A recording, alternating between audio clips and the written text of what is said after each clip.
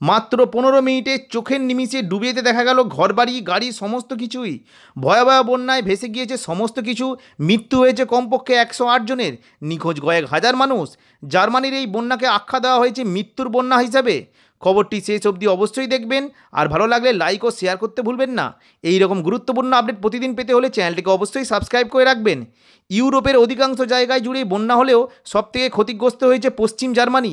শুক্রবারের প্লাবনে বিচ্ছিন্ন হয়ে গিয়েছে একাধিক গ্রাম। যোগাযোগ ব্যবস্থাও স্থাপন করা যাচ্ছে না সেখানে। স্থানীয় বাসিন্দাদের কথায় আচমকা যে বন্যা আসতে পারে এবং তার রূপ এতটা ভয়াবহ হতে পারে তা কল্পনা করতে পারেননি তারা। বন্যায় ক্ষতিগ্রস্ত জার্মানি শহরের অধিকাংশ অধিবাসীর বক্তব্য, তারা এর আগে এই ধরনের বন্যা দেখেননি। রাইনল্যান্ড প্যালাটিনেটের 4টি বাড়ি বন্যা স্রোতে ভেসে গিয়েছে। ওই শহর থেকেই কমপক্ষে 60 থেকে 70 জন অলরেডি নিখোঁজ। প্রশাসনিক সূত্রে খবর, বন্যার কারণে ট্রিয়ার শহরে কমপক্ষে 2000 মানুষ এখনও আটকে রয়েছেন।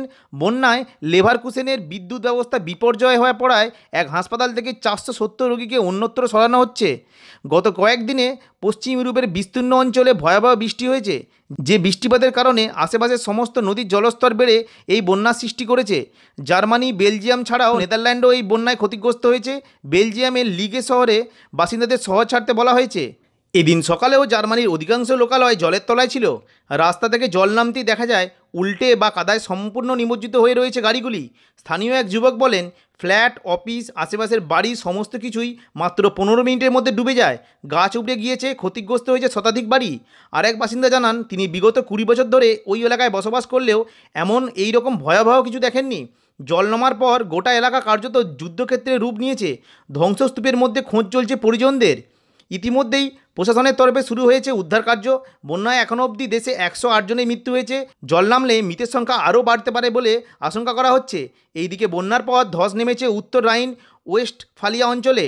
বেলজিয়াম প্রশাসনের তরফে জানানো হয়েছে সেখানে কমপক্ষে 20 জনের মৃত্যু হয়েছে। 21,000-এরও বেশি মানুষের বাড়িতে বিদ্যুৎ সংযোগ ছিন্ন হয়ে গিয়েছে। মার্কিন chancellor Angela Merkel president Joe বাইডেনের সঙ্গে দেখা করার পর বলেন, আমার ভয় লাগছে যে আগামী দিনে আমাদের এই ধ্বংসলীলার আরও ভয়াবহ রূপ না দেখতে হয়। যারা এই বিপর্যয় নিজেদের প্রিয়জনকে হারিয়েছেন তাদের প্রতি আমার সমবেদনা রইল। এখনকার মতো খবর এখানেই। পরবর্তী লেটেস্ট আপডেটের জন্য এই চ্যানেলটিকে অবশ্যই সাবস্ক্রাইব করে রাখবেন এবং নোটিফিকেশন বেলটি অন করে রাখবেন। ধন্যবাদ।